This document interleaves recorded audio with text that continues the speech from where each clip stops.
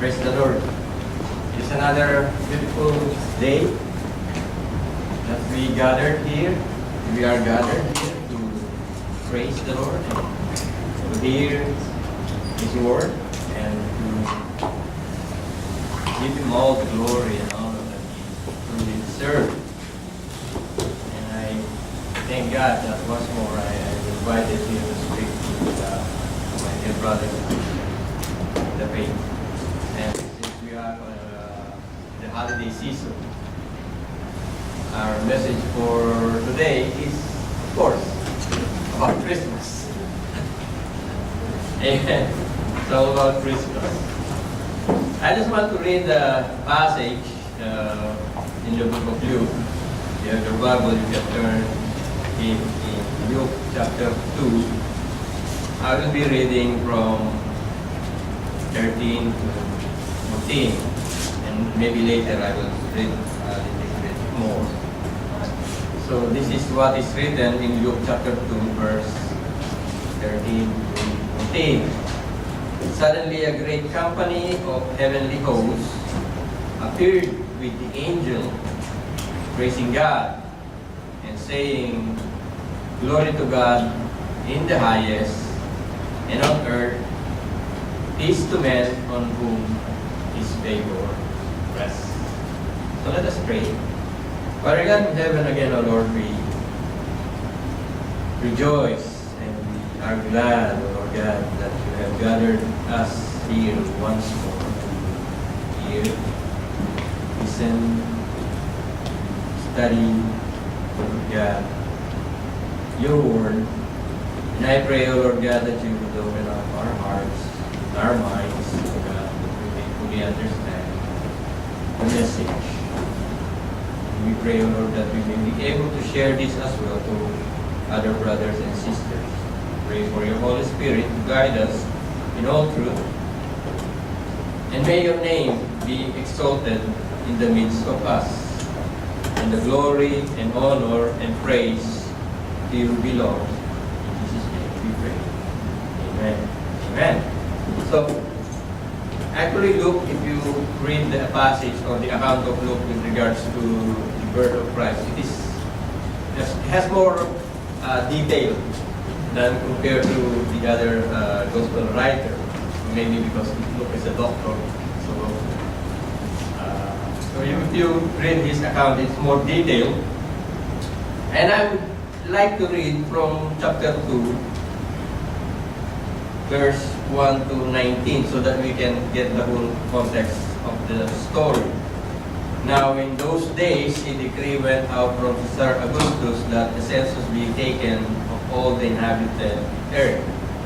This was the first census taken while Quirinius was governor of Syria, and everyone was on his way to register for the census, each to his own city. Joseph went up from Galilee, from the city of Nazareth to Judea, the city of David, which is called Bethlehem, because he was of the house of the family of David, in order to register along with Mary, who was engaged to him and was with child. While they were there, the days were completed for her to give birth. She gave birth to her firstborn son, and she wrapped him in cloth and laid him in a manger, because there was no room for them in the inn. In the same region, there were some shepherds staying out in the fields and keeping watch over their flocks by night. And an angel of the Lord suddenly stood before them, and the glory of the Lord shone around them. And they were terrified, terribly frightened. But the angel said to them, "Do not be afraid, for behold, I bring you good news of great joy, which will be for all the people. For today in the city of David there has been born for you a Savior, who is Christ the Lord. This will be a sign for you. You will find a baby wrapped in cloth and lying in a manger." And suddenly there appeared with an angel a multitude of the heavenly hosts praising God, and saying, "Glory to God in the highest, and on earth peace among men, in whom He is pleased." And when the angels gone away from them into heaven, the shepherds began saying to one another, "Let us go straight to Bethlehem then and see these things that has happened, which the Lord has made us known." So they came in a hurry and found their way to Mary and Joseph. And the baby as lay in the manger, he lay in the manger. When they had seen this, they made known the statement which had been told them about this child. And all who heard it wondered the things which were told them by the shepherds. But Mary treasured all these things, pondering them in her heart. The shepherds went back, glorifying and praising God for all that they had heard and seen, just as had been told them. Amen. So praise God.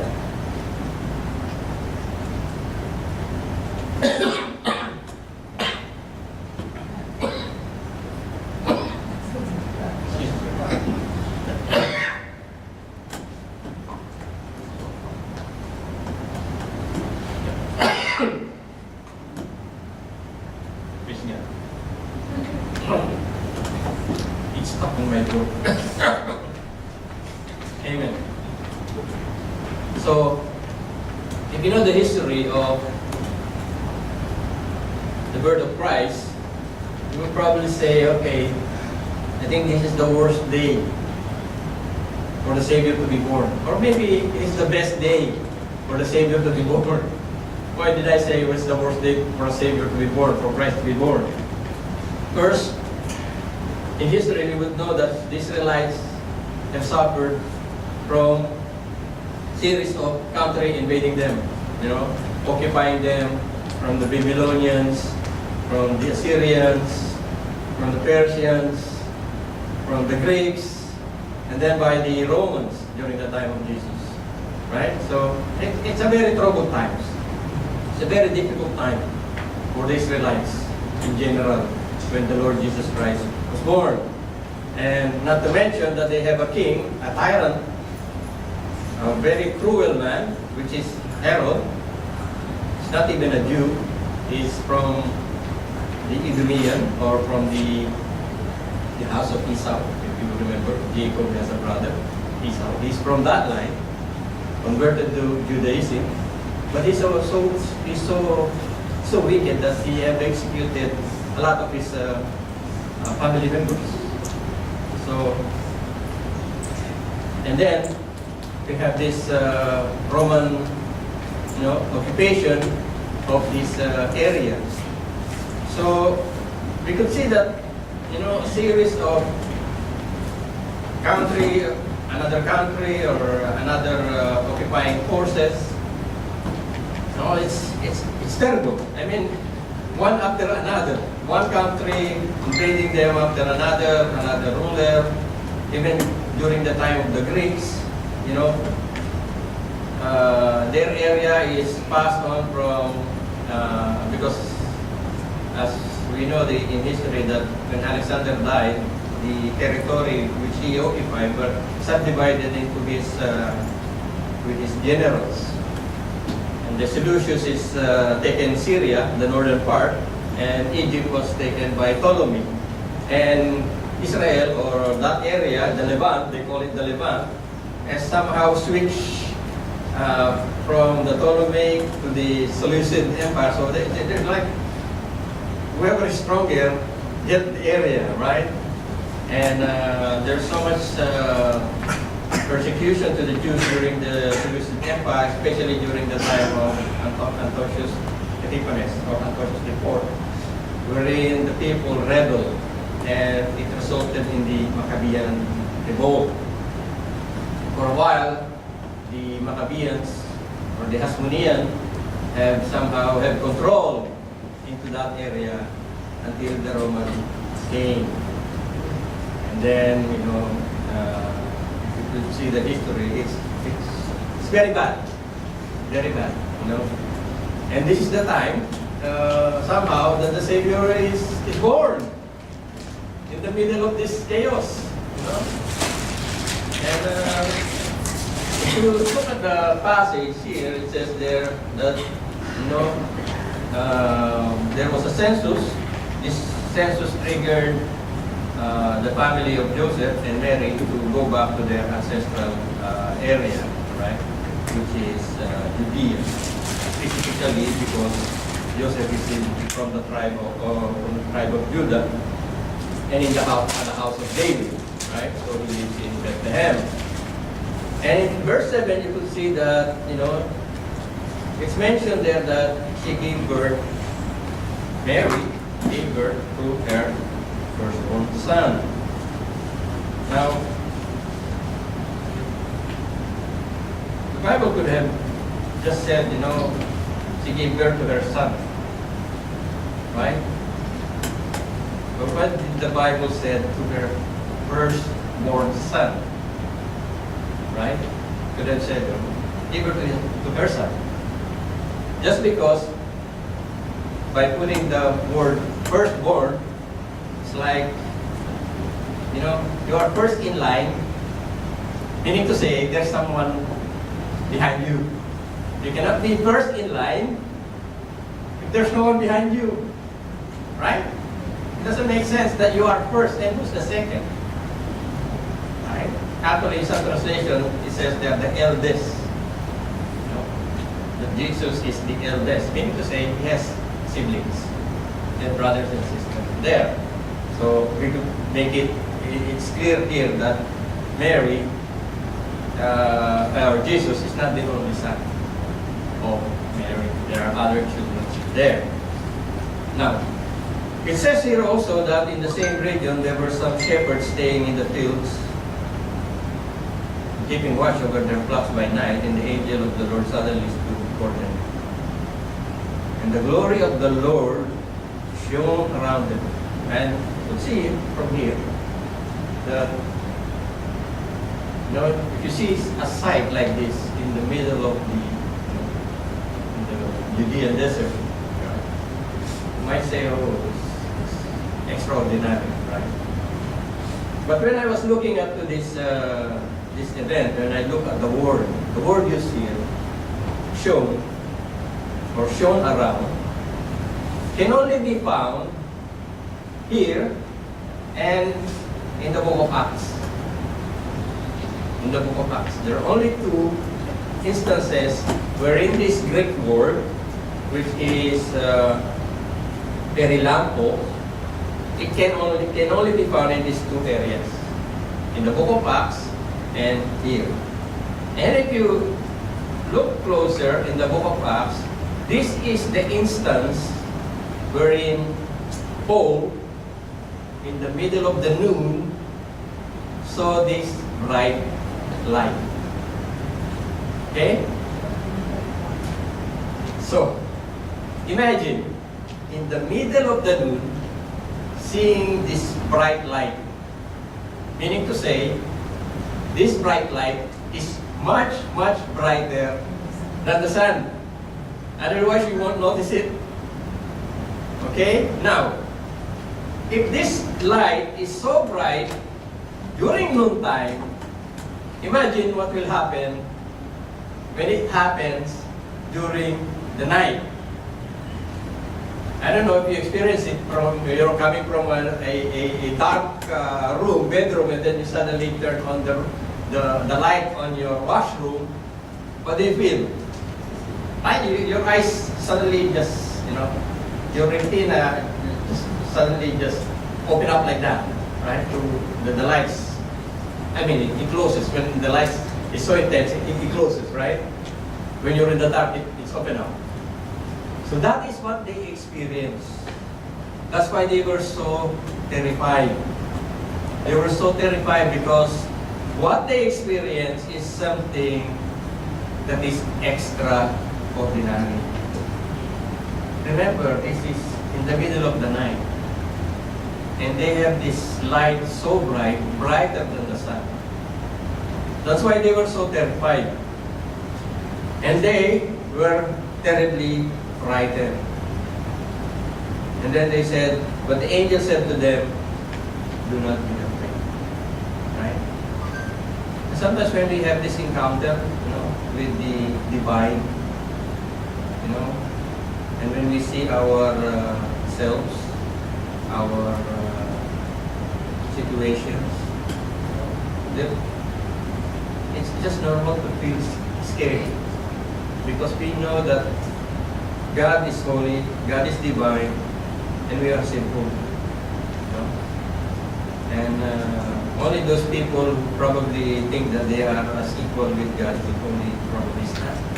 Like the Pharisees, they think they are the same level with God. But they don't feel anything. But to those who are humble enough to admit that they are sinful, you cannot help but to feel in the presence of a divine being. And this is what the shepherds felt. But the angels reassured them and said, "Do not be afraid, for behold, I bring you good news of great joy, which will be for all the people." Now, when Jesus was born, not high-ranking people, dignitaries, or ambassadors or kings, not these people who are on a high position, were the people who were somehow been told. The people who were told here are, the lowest of the lowest, because herding sheep is the lowest occupation that a person or a Jewish family could land on. If you are like, the lowest of the lowest, you will end up taking care of the sheep. Because first, it's a task that not everyone wants to be involved with. The sheep are smelly, they're dirty, and they always wander, And normally the people who are, the youngest sometimes, or the one that are in the family, in the ranking, the lowest one, like David, remember, in his family, he's the one who is taking care because, you're no good, you take care of the sheep. But here, the good news, the recipient of the good news are the lowly. See? The recipient of the good news are the lowly, not the high and mighty. Right? So it's always good to search our heart, if there's any sign of pride in our heart. We should watch it carefully. Right? Now, the good news, which is equivalent to our word evangelism or evangelizo, to announce good news. I bring you good news, or preach good tidings. It says there, which will be for all the people. Well, what does he mean when Luke wrote this one? Good news of great joy, which will be for all the people. But at least I know one person who is not joyful. Herod the Great is not joyful. So what does Luke, or what does the scriptures tell us about this when it says good news of great joy which will be for all the people? Because in the English, we cannot differentiate the word people. But in Greek, it always goes back to the Greek, you can distinguish. The word used here for all the people is laos or leos, right? Which is in contrast with the word demos, where we get the word democracy. Democracy. A government ruled by the people, right? So the word demos the meaning is people, but it's common people. So why am I distinguishing Laos from demos? Leos is translated as the people of God. Okay? The people of God, which refers to the believers, or refers to the Israelite as a nation that God has chosen. So, in that context, we could understand that the angel is saying, do not be afraid, for behold, I bring you good news of great joy, which will be for all the people of God. Okay? It is not for everyone, but only for the people of God. Right? Because otherwise, Luke could have used the word demos, but he did not use that. He used theos, specifically referring to God's people. Right? Because as I was saying, Herod is not joyful. Right? And he's not the only one who's not joyful. No? So, from that context, we would find that this message of great joy is preparing for those people who are expecting the coming of the Messiah. Because they are waiting in anticipation that one day this Savior will come. Now,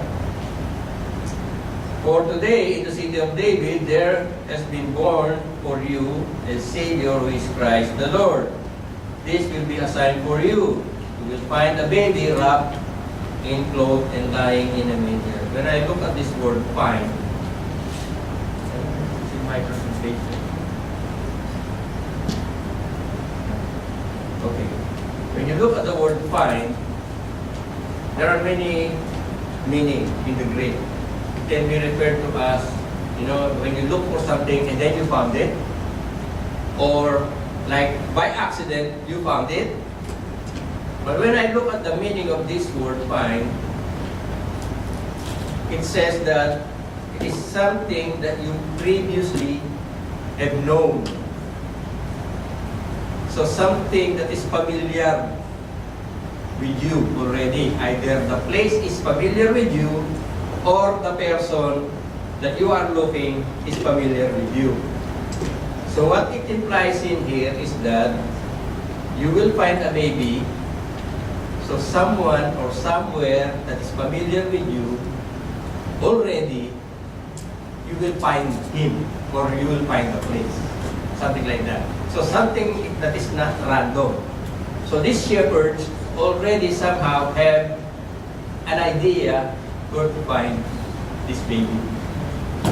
Right? And then it says there, suddenly there appeared with the angel a multitude of heavenly hosts praising God and saying, "Glory to God in the highest." This is what we normally, when we sing Gloria in excelsis, Deo is God, glory is Gloria, excelsis is like excel, like high, right? A high. Now, I want to show you two versions of this passage. This one is the first one. Glory to God in the highest, and on earth peace, goodwill toward men. Okay? Remember, in the Greek, there are no comma. Okay? So, the second one, and I would like to ask you, what's the difference? Second one. Glory to God in the highest, and on earth, peace to men in whom His favor rests. There's only one comma. There. There is no comma after earth. Right?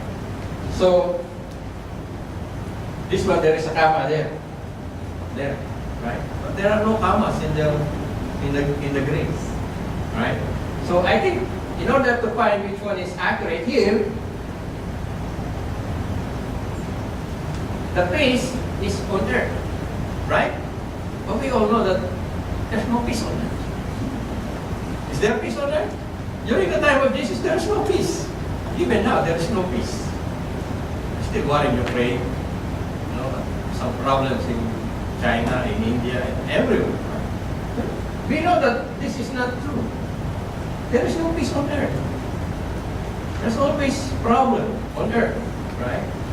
So, I think this is more accurate because peace is referring to men. Okay? The other one is referring to earth. Right? So in order to fully see the context, let's go to the, again, this is the one that I got from Bible Hub. And this is the translation. It says there, glory in the highest to God, and on earth peace among men with whom He is peace, or with whom His favors rest. So here you can see clearly that the peace is referring to men and not to earth. Okay? Yeah, not to all men. And then it says there, among men, but there's another word here, with whom is peace. So, it's not only men, in general, but to men in whom He is pleased. That's why I entitled the message, Finding Favor. Finding Favor. Right? So, we could see that sometimes they put it this way. But we all know this statement with the comma there is not true. Because this is not the peace that God has promised us. Right? And what is this peace that is promised to us? What exactly is this peace that God has promised us?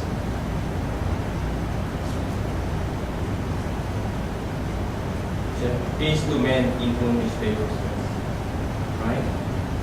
And if you look at the word there, the word peace, I would suggest, or I would recommend you, brothers and sisters, when you study the Bible, try to learn this Bible. From here, you could see the word there, irene, right? Peace, there it is. Irene. If your name is Irene, it means peace. Okay? Your name is Irene, it means peace. Okay? One, peace, quietness, rest. Right? Peace of mind, invocation of peace, a common Jewish farewell, and embrace extends health, welfare, individual. But, if you look at the root word of Irene, the root word is iro, which means to join, tie together into a group. So what does God trying to say to us? Trying to say to us that there will be fullness or completeness to those men in whom He has favored. What do you mean fullness? Are we lacking something? Are we lacking something? Why does the Lord has to bring His Son in this world to make men full or complete? Because we are like broken pottery. Right? We are all dead in the sight of God. Right? There is something missing since the fall of man. Right? So, if you look back from the fall of man, God has already mentioned that from the seed of a woman, a child will come. Prophesied all the way back to Adam. That is why, when the angels declares this, glory to God in the highest, and among men, peace, with whom His favors rest. This is so important for everyone that the angels declare it. You've been waiting for a Messiah. You've been waiting for a Savior. You've been waiting for somebody who will make us complete or full. Right? Lacking nothing. Right? Now nowadays. And I was remembering David. David got it right when he wrote the Psalm. You know, when he said, "My Lord is my shepherd, I shall not want," which means I lack nothing. Because he has a relationship with the Savior. Having a relationship with the Savior will create this peace or completeness or fullness. Right? Now the question is for us, are we still chasing for something? Are we chasing, fame, fortune? A lot of people are still chasing fame and fortune, happiness. Happiness is so elusive. Trying to find happiness, you'll never find it. Right? And sometimes people, work so hard. But, the money seems to be, disappearing quicker than it arrives, Is there something in our life that, are still chasing? Or do we have this contentment? Do we still have this peace, completeness? Trust in God that somehow He will provide for us. Imagine when Mary and Joseph left their place in Galilee, they have to travel approximately 163 kilometers. It would take you, if you're walking, at least 4 days. Right? It would take you at least 4 days to travel, considering that Mary is already about to give birth. It's so difficult, right? They don't have a lot of money. They don't have taxi. They don't have subway. They have no bus. In the middle of the night, they have to, live somewhere in the middle of nowhere. Maybe it's a tent. Right? It's so difficult. If we just look back at what really happened, it started with a humble beginning. And nowadays, you look at what the people are. They're busy shopping. I don't even want to go to the shopping mall during Christmas. I hate it. There's no peace. Everybody is trying to run over everyone. When you go to the intersection, here you can see everybody wants to. There's no peace. Right? There's no peace. So this is the word. It means fullness and completeness, and you can only attain it from God. Because He is the only one who could make you complete. Okay? Now, peace can be a state of national tranquility. When there's no war. Peace can also be individual when you don't have, you don't fight with your spouse, or you don't fight with your co-worker, or you don't fight with your children, you don't fight with your mother, or with your in-laws, or some random people. Okay? Then you have peace. Then there is a peace of security, safety, prosperity. But the message here is the Messiah's peace, as you can see here, specifically mentioned here, Luke 2:14. That is what it meant, right? And there's a Greek in there, right? Because when you study it, you say peace, but there are many, and you could see in Luke 14, this is what it means: the Messiah's peace, or the peace of salvation,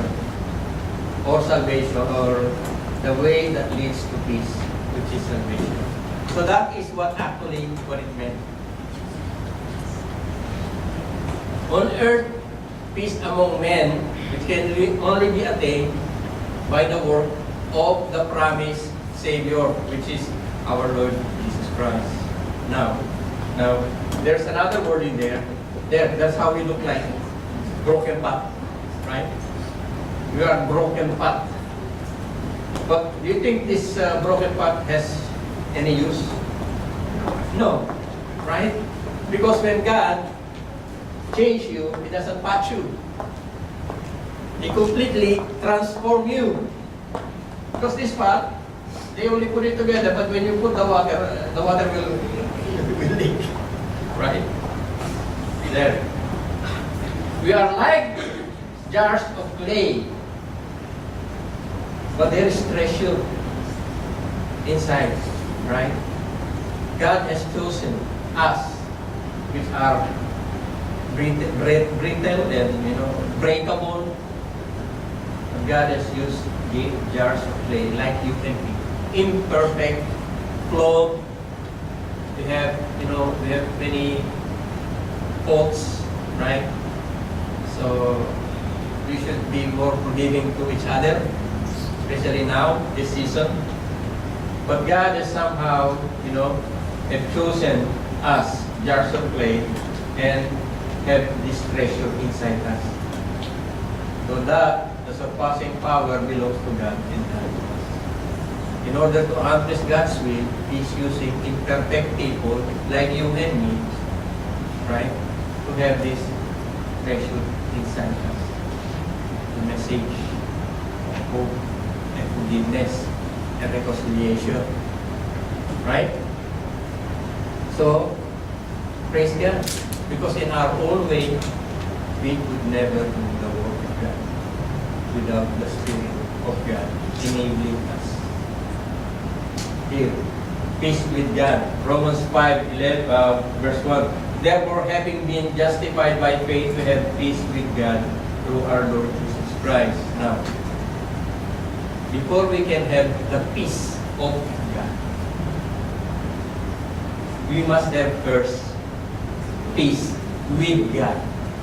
What's the difference? Because the unregenerated man is hostile with God. Right? If you go watch YouTube, you will see those atheists, those people who, they are hostile. When they see Christian, they mock them, they ridicule them, they say bad things about them because they are hostile. And how can you have peace when you don't have this peace with God? You are still hostile. Until that hostility ends, you will never have peace. You will never have peace. And it's so sad that people, live their lives without this peace, this completeness. They're always lacking, even though they have everything. They have all the riches, the fame, and all these things, but they still don't have peace. Right? They're so rich. They can buy whatever they want. They don't have peace. Right? Because they don't have peace with God. Therefore, they don't have the peace of God. Now, here it says, in whom His favors rest. In the beginning, I was looking at this one. Lord, what do you mean in whom His favors rest? Or in whom you are pleased? The first time I read this, I thought that the passage is saying that, God has given this peace to everyone. In the first time I read this passage, God has given this peace to everyone. And then, I was studying much deeper, then I saw this word, because in some translation they don't have this one, in whom His favors rest. So the promise of peace is only to men in whom His favors rest. So I said, okay, it's not for all men, but only to those people whom He is pleased. Right? Then I studied much further, and I noticed that it says here that it's not only for, seems to be good and beneficial to someone or good pleasure. It says there, or good favor. It says there good favor. Sorry. And if you look at the word, the meaning of that word, it says there, either among men, pleasure produced by salvation, or God's pleasure in men. So it can be taken both ways. It can be taken that God is pleased for those people who are already, because they are saved already. Or God is pleased to mankind in general. That's why He sent His Son, so that man can be brought back to God.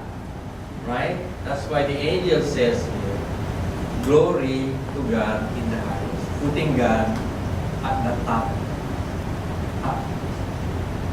We have to put God at the top. Right? I think we all know the hierarchy. God first, family second, ministry second, third. Okay? Don't mix it up. God first, family second, ministry third. Right? But here you see glory to God in the highest, putting God in the importance as the highest of all. And it also refers to people in general. Now, Christian. So, now, this Christmas, as we celebrate this Christmas, in the few days, right, I just hope and pray somehow that we have this quietness in our heart. This quietness that God has given us. As I heard a while ago, God is sovereign and God is in control. And we do not let the enemy steal this peace in our heart. Because if we trust God, and if we believe in His sovereignty, and if we believe that in everything that happens in our life, God has a purpose for good, then we don't need to be afraid. Right? We don't need to be chasing after something, somewhere, somehow, someone, but rely on God's sovereignty and God's plan for us. The most important thing of all is to remember that in this season, we have a Savior for us, to give us hope and to give us a new life that will be pleasing in His sight. Let us pray. Father God, again, O Lord, we thank you for this day, O God, that you have promised to those whom you are pleased, O God, you promise this peace, this fullness, O God, this completeness. And we just pray, O Lord God, that we may be able to share your word to our brothers, sisters, our family members, O God. Not because of this season of, people are doing these things, O God. The true message of Christmas is that on this day, a Savior is born to us, so that we may be reconciled back to Him, and that we may be good again. And for that, we are so thankful.